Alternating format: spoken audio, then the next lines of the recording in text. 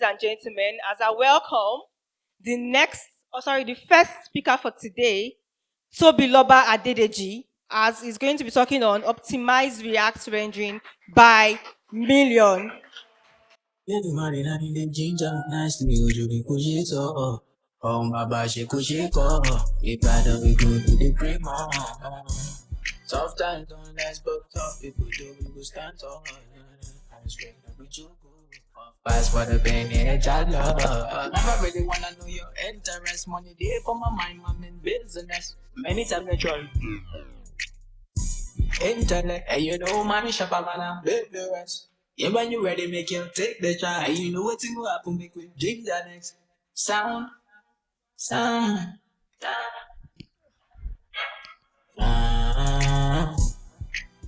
And I need the man feel tonight. I know, man, I want it tonight. One man feel yeah, all my people make me do it tonight. Make us follow, make us la la la. One man feel I know mine are be no apologies tonight. On my own feeling right. Also, thanks for this spin on the song. Yeah, so good morning, everyone. Uh, Shout out to my dad and mom first of all. They're watching this. Uh, Excited to be here this morning to talk to you about Million. Firstly, let me introduce myself. So I'm Tobiloba and I'm a software engineer at Groove and support engineer at Million.js. So the topic for today is optimized rendering with Million. Really, it's a story about reconciliation, though. But I will implore you and beseech you to actually follow me on this journey, because we're going to be going into the technical details of how Million works and how React works. So you learn React, but then you learn how React can be better. So moving on to the first slide. So we can not really talk about this topic if we don't mention Richard's article. So Richardis wrote this article way back in 2018 where he talked about the virtual DOM being pure overhead. He highlighted a couple of things as to what the virtual DOM was, why the virtual DOM existed, and why the virtual DOM doesn't actually matter because it just makes your application slower, or your framework rather. So, yeah, the virtual DOM is fast. He highlighted this at the beginning because this is one of the things that prompted the article for him. And people always mention this because obviously, like maybe frameworks like React and Vue, you have virtual DOM, an initial virtual DOM, and a second one, reconciliation occurs, then you get updates merged to your DOM.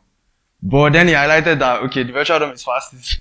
Is just it's often said to mean that it's faster than the real DOM. It's just a surprisingly resilient meme. Doesn't actually mean that it's true. So moving on, yeah. Then you announced Svelte in the article. So Svelte, if you are here and you do front end, you probably come across Svelte, and you know that it's blazingly fast because that's the compiler, a few other optimizations as well, and it does not have a virtual DOM. So some nerds banded up and they just believed, and they followed what Richard said in the article, that the virtual DOM is pure overhead. And from 2018 up until now, if you are here now and you do front end or you're in the web development space, probably seen so many innovative solutions that have come about from just that, okay, yeah, we don't need this virtual DOM implementation or architecture in our frameworks again. We want something different. So he formed a crusade. Some people formed a crusade. They went their own way to do their own thing. And then probably seen things like Solid, things like Astro come about, a few other, and several other amazing stuff come about. So, yeah, but why is the virtual DOM slow? Let's look at that. Why is it slow? Yeah, it's because of this guy. Yeah, actually, not this guy. So it's because of, yeah, look at this, for example. Now, who in the audience can actually help me read this code to explain what it does to me? You guys are mid to senior, right? Is there anybody here that's just learning how to write meta tags in HTML?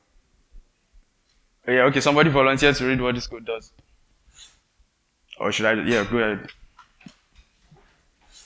Okay, so from the code, it's a function named info.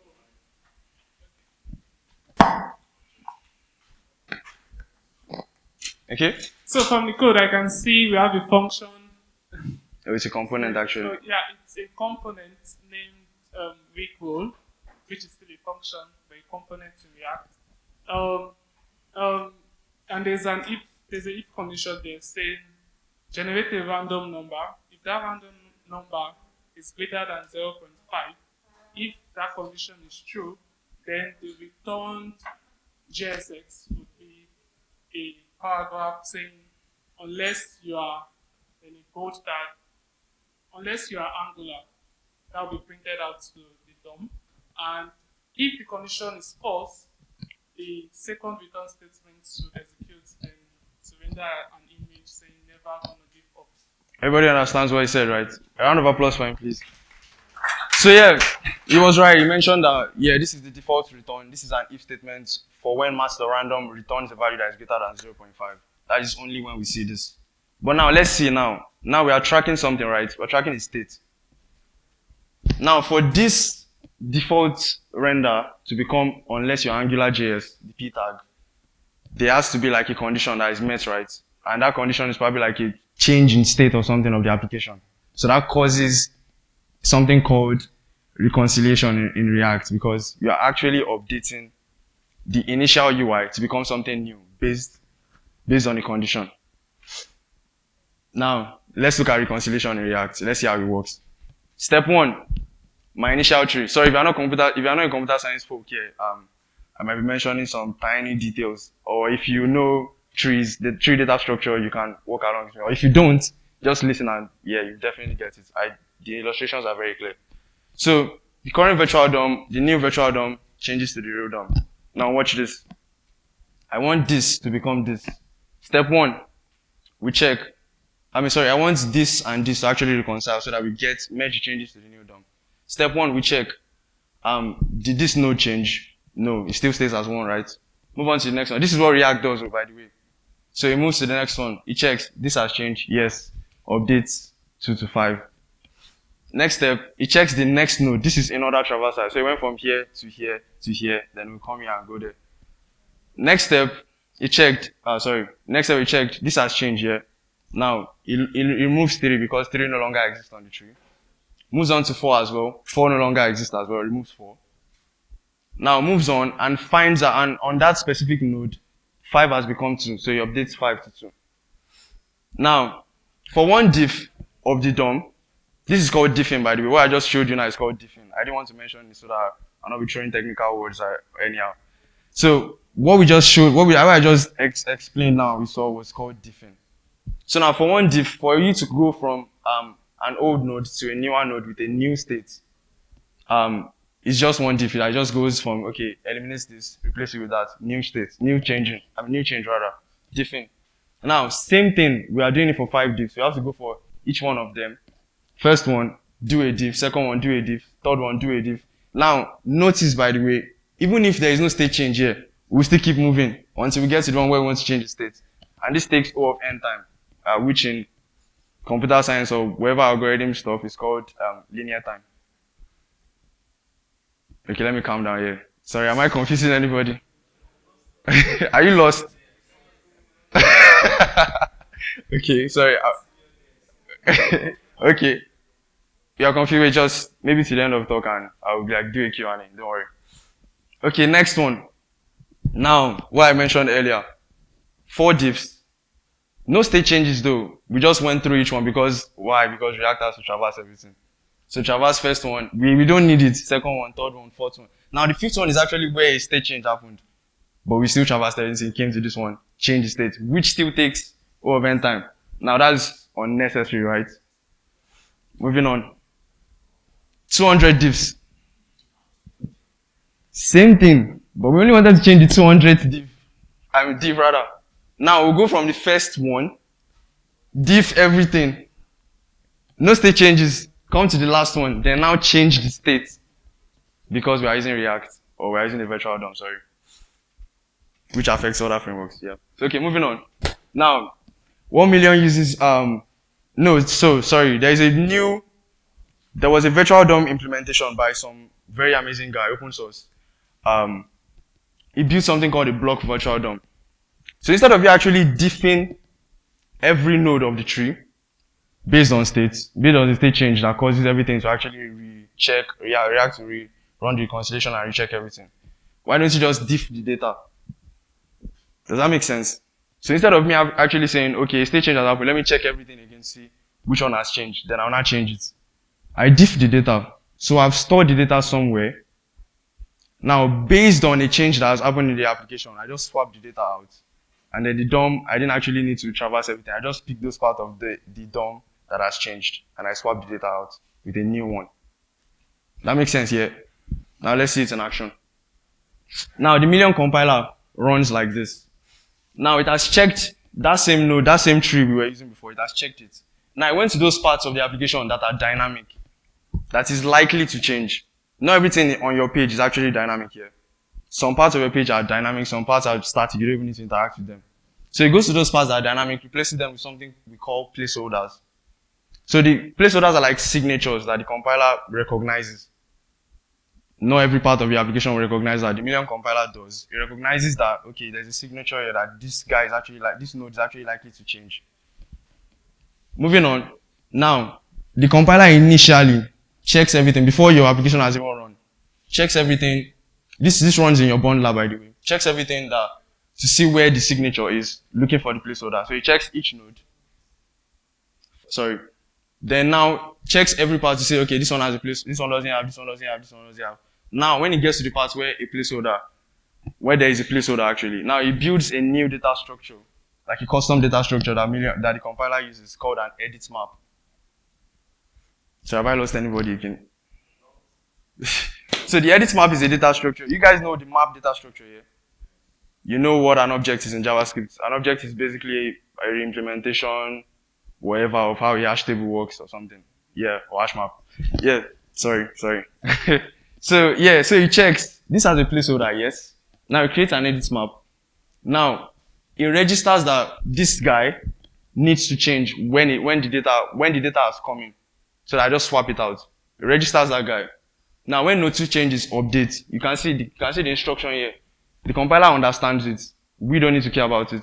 When node 1 changes, update the placeholder. When node 2 changes, updates that placeholder as well.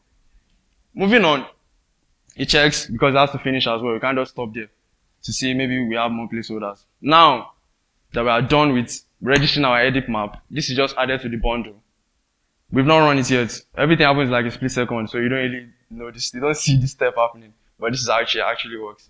So this is added to the bundle for your application, so that when we now want to actually make the change, now this is where Million does its magic here. Where it finishes its magic, right? It has already done a lot of magic.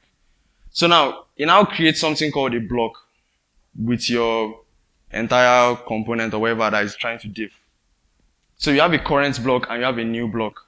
Now look at how Million will make the change to that component. Now it will only track the data. So it has registered node 1 to have 1 here, node 2 to have 2 here. Now in the new block, node 1 here has 3, node 2 has 4. Now watch this. So we just check. Node 1, has it changed? Yes. Update 1 to 3. Node 2, has it changed? Yes. Update 2 to 4. Now, sorry. And this exactly explains how the data change happens. The rest will just be eliminated because Million has checked them with the compiler before to see that nothing actually changes there. And this is what the new tree should look like. And this happens with a time complexity of O of 1. That is at constant time. That is relatively, because when you analyze it asymptotically, you will still get O of 1 time. Does that make sense? Okay, moving on. So now let's go back to the 200 divs that we had before. Now see what Million will do. All the things, like all the magic you saw before happening, that's checked everything with a compiler, added it to the bundle. Now it wants to make the updates at runtime rather. So you just come to that div. Oh yeah, you've changed here, and I've registered you in the edit map. Let me just swap you out. O of 1 time. Thank you. Moving on. No, I'm not done. Someone wants to clap. So yeah, I just wanted to add this to the slides. It wasn't actually relevant. So, moving on. So moving on, the official JS framework benchmark. This is just us showing data of how fast. Yep. Okay. So this is just us showing data of how fast Million is, and according to the official framework, JS benchmark for frameworks all over the world. So there are tons of frameworks there. You can check that as an open source project. You see like a very large table. It's open source project from left to right. Million is like number 3 or number 2 on that table, like 2 or before raw JavaScript. So this is how fast it is. Like and then React is here. Yeah, but obviously with the new, you guys probably saw React come, so a lot of things have happened. So React's rendering has been improved, but reconciliation is probably still a problem. And Million helps you with reconciliation. So not exactly rendering, because reconciliation affects rendering, but reconciliation is not rendering. Yeah, so moving on. So a demo, I was supposed to show you like creating a new application, but I only have 15 minutes left, maybe less. So let me just show you with an application that I have configured Million in. So can I use VS Code from here? Visual Studio. It will probably open it here. Yeah. Come on, let me just drag it over there.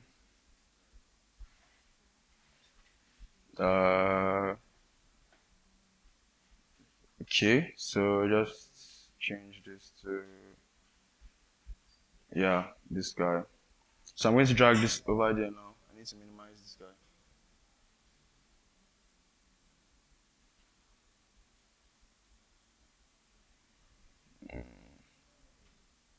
Why is this screen? Okay, yeah, this is it. So bringing this guy over here. So this is a simple demo application that I tweaked to actually show Million in action. Let me remove this guy and just run it. Let me just comment this guy out. And I'll just export default next config.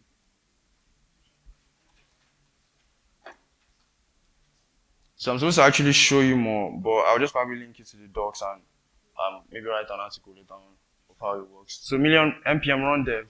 I'm running the Million compiler in automatic mode right now, and that's why I have auto through here. But yeah, let's just see the application without Million in it, and let's see how it runs. So it's loading. Okay, let's go back. Let's see if it's actually working. Oh god, Next.js. Yeah, it's coming up.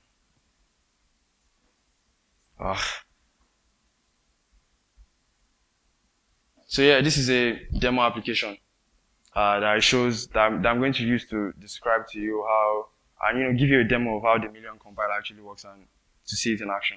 So this has rendered here, and you guys have seen this. So I click this, it takes me to a streaming page. I remove the authentication. It takes me to like a streaming page with an embed. So this is what's it called? This is an iframe, so it doesn't actually affect the so it's just an iframe embed. So coming back here now, I'm going to show you you can swap here. So I'm just going to add the Million compiler, but before that, let me show you the core code of Million from here so that you actually see some things. Oh, let me zoom command plus. Oh, how is this? Yeah, is this good? Alright, awesome. So let me just remove this guy and let's step into Million to see support that it has. So there is support for Vite, support for Webpack, support for Rollup, support for ES Build, support for Next.js in App Router and Pages Router. We also have support for Babel as well. So in case maybe you're trying to like write your own plugin or something from Million, you can use that. And we have some plugin that we use for like, I think it works together with Babel. So let me just go back. So that's just like stuff to show you. So this is a Pages Router application, and I'm going to run Million now. And just stay at the terminal to see what happens. So Million is going to run its magic automatically, and I don't have to use the block function. We have a block IORDER component that would have shown, but because automatic mode is the new Million. So let me just show that. So I'm going to npm run dev here. So npm run dev, I have added Million. It's going to load the Million compiler. Yes, Million 3, it worked, thank God. So moving on, it renders. So now it shows you now real-time information of the components that I was able to optimize, the percentages of how much faster they are. So some of them are like not very dynamic components, like some are static or not so dynamic such that Million is not able to optimize them, because Million still delegates work back to React if it breaks the rules of Million, or if there is because performance is a would I say it's a thing that could happen from any combination of things that have been put in. It could be bad code you've written. You don't expect Million to grab your code and fix your code for a year.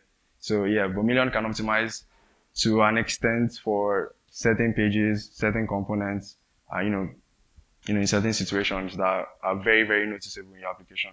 So so these are some components that I fished out automatically. I can tune this to track way more components. It has something called a threshold that I can tune. So when I tune it to grab way more components and do optimizations on them as well. Or I can just use blocks to wrap certain components. So yeah, that is in a nutshell how Million works and how to use it.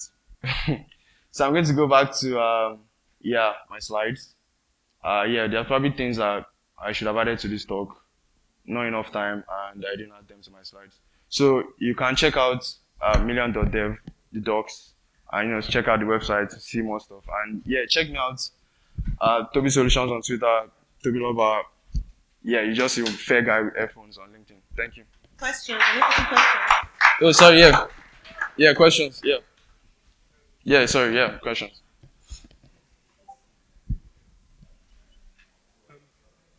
Hello? Any questions? Okay, Somebody? I want to Yeah. ask, Yeah. does it affect your bundle size? No, it doesn't. Million is like 4 kilobytes or 3 kilobytes. Okay.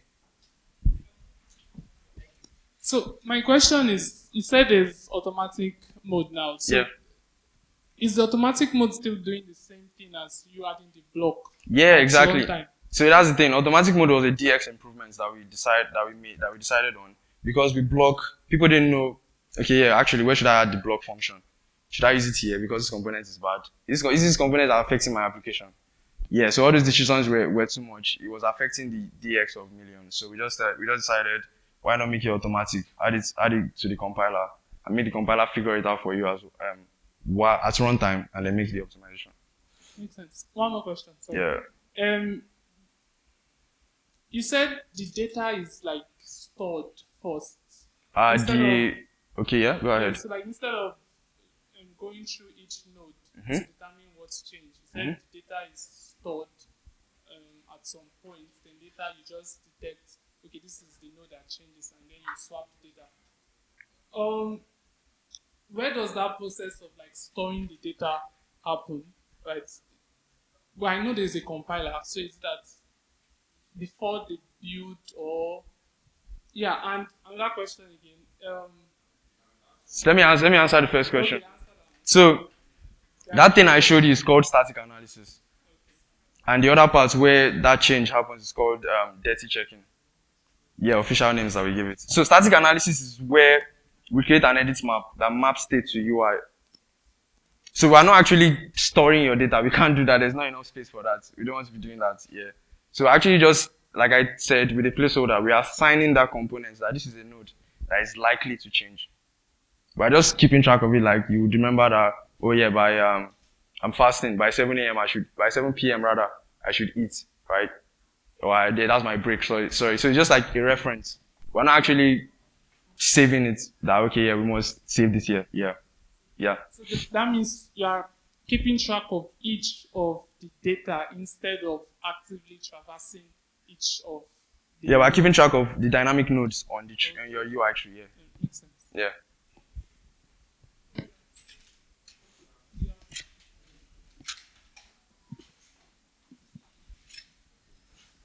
Yeah, Million is actually an interesting technology. Yeah. And I just love the way you beautifully explained everything. And I think I just grabbed what was confusing me before now. Okay. But I just have one issue though. Does it really contribute to the overhead and memory? Because we all know that the virtual DOM kind of like consumes some form of memory during the different algorithm and everything. Yeah. So I'm wondering if by chance Million happens to contribute to some memory, like add to some of the memory problems or not. I just wanted to clarify that bit. Oh, Million is like very light, and that's one of the things that makes it fascinating to most people. Because Million is like Worst case, 4 kilobytes. Yeah. But just one more thing though. Yeah. Is there some kind of debounce thingy in Million? Like debounce how? Like I'm just wondering if there's anything like that. No, if there's none, then that's really cool. Then. No, there isn't. Okay, Yeah, good. there isn't anything of the sort. Yeah. You can check out the internal APIs though on the docs. We have like mount patch for Okay, for optimized. yeah, definitely. Yeah. All right. So any questions? Yeah, buddy. All right, great stuff. Yeah. So I just liked the automatic mode, and I like the idea behind it. The fact that you said it's usually difficult for devs to decide which component gets the block and all sorts. So the automatic mode is cool. But you made mention of something that is quite interesting. What's that? You showed us how the automatic mode was able to optimize, and by what percentage it was able to optimize the components. Components. Yeah. But then you said it might not be exactly able to touch some components, or maybe optimize them very well. Yeah. And those components can still remain bad performing, and that could be because we wrote bad code. So here's the thing here. If you know the model of how Solid works here, if you were to abstract Million into a framework, Million would be Solid.js. Because Solid has a model of how it works, and it doesn't match how React works. So there's a way you should write your components, and there's a way you should structure not doing early returns or some things like that. So Million has certain rules. It's on the rules page of the block. Because what this automatic mode is doing is just taking the block IORDER components and adding it at compile time for you, so that you don't have to do the stress of writing that component. So block has certain rules that must be met before you can optimize the component. And that was how I mentioned threshold. Because if you were to change the threshold of automatic mode, there are certain components that can still be optimized. And Million would make sure that it does its magic there to optimize at least certain parts of it. Or maybe require you to move a component to a different place so that you can, Million can just grab it and say, yeah, this component is laggy or is bad. I'll optimize this for you. So yeah, those are like just certain rules on our page, on our rules page, and for blocks, you can check them out and understand. Okay, this is what I should be doing, and this is why this component can be optimized. In the end, we don't break your code for you. Million can be in your code base for just start your project, put Million there. When it kicks in, you will see it in action. That makes sense. I like that. So it means that in order for the automatic mode to pick your code and optimize, you need to follow some certain rules. No, the block at runtime follows certain rules. Yes. So in order for your code to be optimized, you need to write your code, your component in such a way that the block knows that this certain parts might have to be restructured. Yes. That way. So exactly. So that leads me to my point. The point is, we are React developers. I'm a React fanboy, right? Yeah. React fanboy. I didn't say fanboy. So the thing is, we know React devs, we can be crazy and lazy sometimes. We can compose our React components in some crazy manner. Yeah. Hence the reason why we loved the delivery from our sensei captain yesterday with the stuff. That was a great session, right? Yeah. We needed that. But not everybody was able to attend this conference to see that workshop yesterday. Oh. Exactly. Yeah. So the thing I want to say now is you're still writing bad code. Yes, we're still writing bad code. If we don't read that rules that would let the block be able to come see that our component is, how do I call it? Our component is... It's not good. It's not good, exactly. I wanted to say our component is... Let me just not mess with that English. So our component is not compliant. Yeah, exactly. Yeah, so if our component is not compliant, we haven't read that rule. Yeah. So it means what I'm saying now is there some sort of product from Million? And I'm guessing is that Million linked? I just wanted to ask. Oh. Is there a certain product, maybe that's Million linked, that can help us catch those bad performing components that we're writing that would not let the automatic mode to kick in and stuff do that? Oh yeah, sorry, they're about to kick me off the stage. But final question. I'm sorry, let me answer this here because.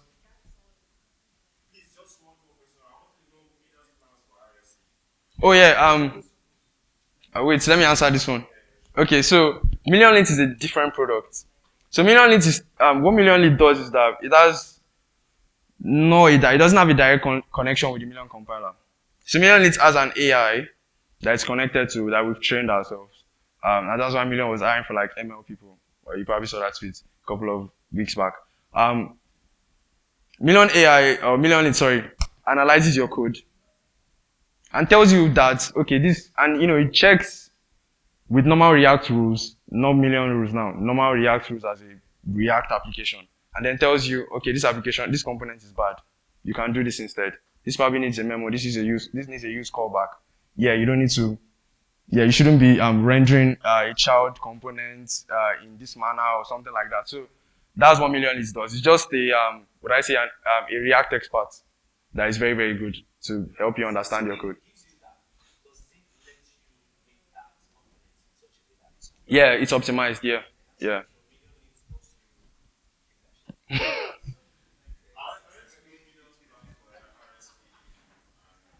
Oh yeah, a lot of packages or React packages right now would probably be broken due to the advent of RSs. Million has support to some extent for SSR, but RS is something that is in the works, and there hasn't been any actual roadmap for an update very soon, because version 3 was a stabilization of Million's original implementation, and for RSs, it will probably be a different thing, because as at now, Million is very, very good client side SPAs and most things, because that's where you actually have performance problems. With RSs, it's just a it's just a thing where you have to say, yeah, okay, let's move this to the server and then stream the DOM to virtual DOM rather to the client, so that you don't have to worry about. Yeah, exactly. Yeah, so yeah, that's my answer. Thank you, boss. Thank you so much, Tobiloba. Yeah. Thank you so much for that power-packed session Oh, okay. or delivery. Please let's give a round of applause once more to Tobiloba.